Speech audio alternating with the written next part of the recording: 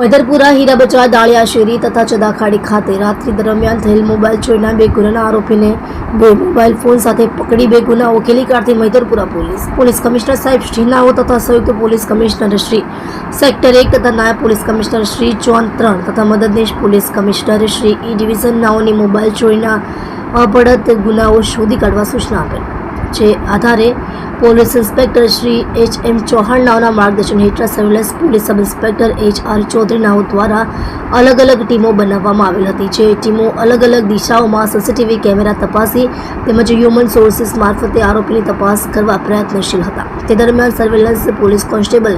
દેવાંગભાઈ નારાયણભાઈ તથા police constable Hiteshbhai પરખાભાઈ નાઓને મળેલ સંયુક્ત બાતમી હકીકતને આધારે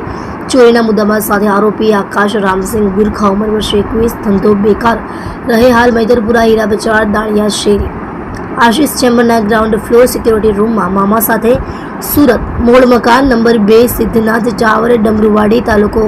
ઉમરગામ તાલુકો વલસાડ તેને પકડી પાડી મૈદરપુરા પોલીસ સ્ટેશનમાં નોંધાયેલ ચોરીના 2 ગુના ઉકેલી કાઢી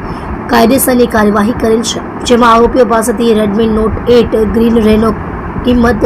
15,000 અને વિવો V27 બ્લેક કલર કિંમત 10,000 નો મુદ્દામાલ કબજે કરેલ છે.